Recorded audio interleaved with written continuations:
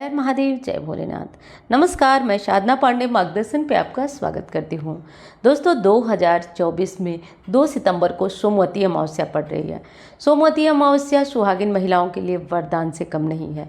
सोमवती अमावस्या में पूजा करना, फेरी करना, पीपल वृक्ष की पूजा, तुलसी जी की पूजा करना, गौ माता की पूजा करना, ये सभी कार्य अपने आप में बहुत महत्वपूर्ण है। आज सोमवती यानी कि सोमवार भी है और अमावस्या का दिन है, तो इसलिए ये दिन और विशेष होता है। तो श्री गणेश जी के साथ भगवान भोलेनाथ की आराधना अनिवार्य रूप से हमें करना चाहिए। तो चलिए दोस्तों, अब हम बात कर लेते हैं सोमवती अमावस्या की पूजा विधि क्या है। तो बस ध्यान से सुनिएगा, ऐसे आपको बताऊंगी जैसे आप सामने से देख रहे हैं, इस तरह से मैं प्रयास कर रही हूँ आपको सोमवती अमावस्या की पूजा विधि बताने के लिए। सबसे पहले फूल मिल सके तो फूल ले लीजिए। फूल लेने के बाद आप थोड़ा जल ले लीजिए। जल ले लीजिए, कुछ मीठा ले लीजिए भोग लगाने के लिए पीपल वृक्ष को।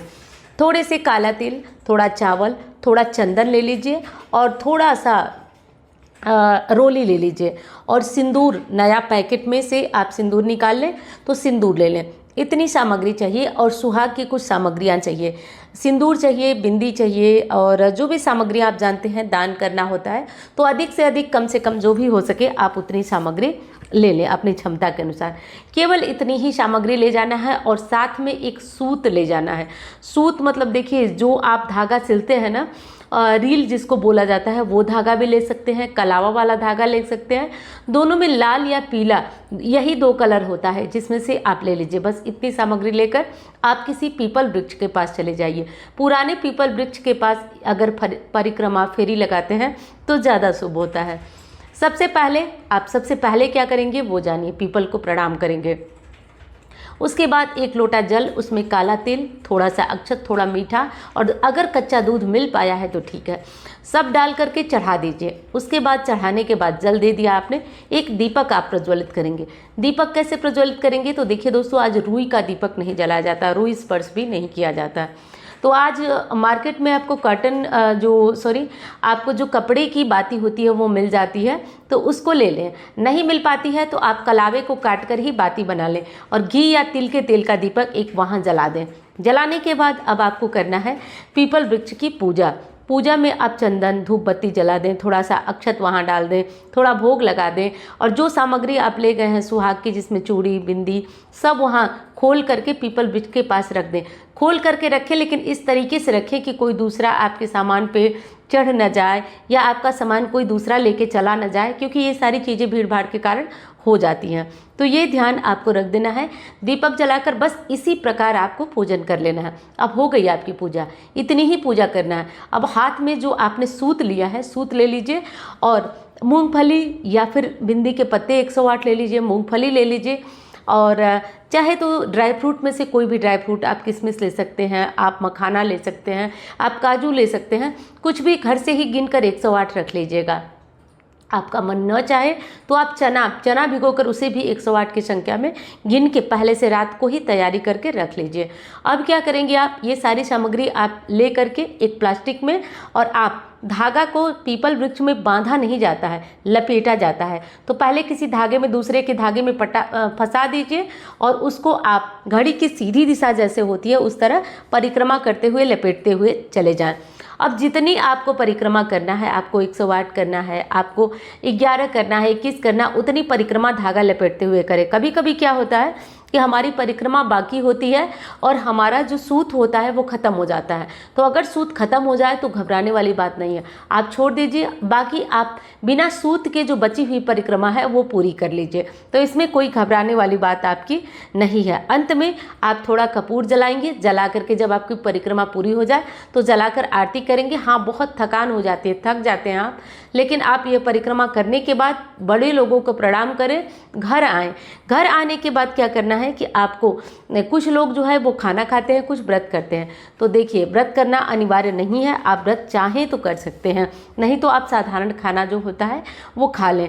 आज कुछ दान जरूर करिए, आप लोग सीधा का दान करिए और जो श्रृंगार सामग्री आप लेकर के गए थे चढ़ाने के लिए, उस सामग्री में से कुछ थोड़ा सा अपने लिए निकाल लें और पीपल वृक्ष के पास जो आप सिंदूर चढ़ाए हैं उसी सिंदूर से मांग भर लीजिए। एक एक चूड़ी निकाल लीजिए या फिर एक बिंदी का पत्ता निकाल, बाकी बची हुई सामग्री आप कुछ जगहों पे धोबन को दान की जाती है, कुछ जगहों पे ब्राह्मण को दी जाती है। तो दोनों में से जो भी आपके यहाँ होता हो वो कर लीजिए। और हाँ दोस्तों, आपको वीडियो पसंद आ रही है तो लाइक ज़रूर करिएगा। चैनल को सब्सक्राइब नहीं किया आपने तो इसे भी कर लीजिएगा। और मुझसे कुंडली दिखाना या बनवाना चाहते हैं, पर्सनल परामर्श लेना चाहते हैं तो इन नंबरों पे संपर्क कर सकते हैं। अब बात कर लेती हूँ कुछ और विशेष बातें कि सोमवती अमावस्या में पूजा कब करें। देखिए दोस्तों, शास्त्र कहता है कि सोमवती अमावस्या की पूजा जो होती है वो सुबह सवेरे ब्रह्म मुहूर्त में हो जाना चाहिए। तो आज के दिन अंधेरे में तो नहीं जाया जाता है पीपल के पास, लेकिन बहुत बड़ी संख्या में लोग पीपल के पास जाते हैं, इसलिए आज आप 5 साढ़े 5 बजे तक जाकर फेरी परिक्रमा लगा सकते हैं, कोई दिक्कत नहीं है। कब तक लगा सकते हैं? तो सुबह 9:30 तक आप ये परिक्रमा लगा सकते हैं। जो लोग पहली बार लगाना चाह रहे हैं फेरी परिक्रमा, वो लोग बस इस बात का ध्यान रखिए कि 7:30 बजे से राहु काल होगा 9:30 तक लगभग। तो आप इस मुहूर्त में पहली परिक्रमा शुरू ना करें, आप 7 बजे तक पीपल के पास पहुंच जाएं। बाकी पूजा देर तक भी होती रहे तो कोई दिक्कत नहीं। तो पहली बार राहु काल में शुरू ना करिएगा, बाकी जो करते आए हैं उनको किसी भी प्रकार का कोई दोष नहीं लगेगा। अब बात कर लेती हूँ कि आज सोमवती अमावस्या है तो इसमें रुई का स्पर्श नहीं किया जाता है, तो इसलिए इस बात का ध्यान रखिएगा। और बाकी और एक विशेष चीज़ है कि आज सोमवती अमावस्या है तो किसी कारण से कोई यदि कुछ हमसे मांगता है या फिर हमारे दरवाजे पर कोई आता है तो 1 गिलास पानी के लिए उसे अनिवार्य रूप से पूछें। आज सोमवती अमावस्या होने के बावजूद भी हम अपनी मांग में पीला सिंदूर लगाते हैं, पीपल वृक्ष के नीचे बैठकर ही अपनी मांग भरते हैं, क्योंकि सोना धोबन की कथा तो आप जानते ही होंगे। इस कारण अमावस्या जो सोमवती अमावस्या होती है इस दिन सिंदूर लगाना पीपल वृक्ष के पास बैठकर बहुत शुभ होता है। यदि आपकी परिचय की 5 महिलाएं हैं तो आपस में एक दूसरे का मांग भर लीजिए, ये सारे काम बहुत शुभ होते हैं। ऐसा करना आपके सुहाग में वृद्धि कराता है। आज जब आप पीपल वृक्ष की पूजा करें तो लाल, पीली, गुलाबी इस तरह की हरे रंग की साड़ियाँ जरूर पहने, या सूट पहनना चाहें तो हरे रंग का, लाल मतलब शुभ जो कलर होते हैं उस कलर में कपड़े पहने। नीला, काला ये सब कपड़े आज के दिन नहीं पहने जाते हैं। तो ये सारी बातें जो है बहुत विशेष थी, तो इन बातों का ध्यान हमें ज़रूर रखना है। आज बाल मत धोइएगा आप लोग, अगर किसी भी कारण से आपको धोना पड़े तो आप रविवार को धो लीजिए, क्योंकि अमावस्या के दिन ना बहुत ज़्यादा दोष होता है। तो इसलिए आज बाल कदापि मत भूल कर भी मत करिएगा ये भूल कि आप बाल आज के दिन धो लीजिएगा, ऐसी गलती कभी भी मत कीजिएगा। आज जो मैंने पिछले वीडियो में आपको बताया था उन 3 स्थानों पे दीपक जरूर जलाइए अगर आप पितृदोष से पीड़ित हैं तो। दूसरी चीज़ कि अगर सोमवती अमावस्या के दिन आप बहुत अधिक फेरी नहीं लगा सकते हैं तो कम से कम आप 11 फेरी तो अनिवार्य रूप से लगा दें। और फेरी लगाते टाइम आपको धागा ज़रूरी है, पीला धागा ले लीजिएगा और पीपल जो वृक्ष होता है उसमें वो धागा लपेट दीजिएगा, लपेट करके अपना फेरी लगाइएगा।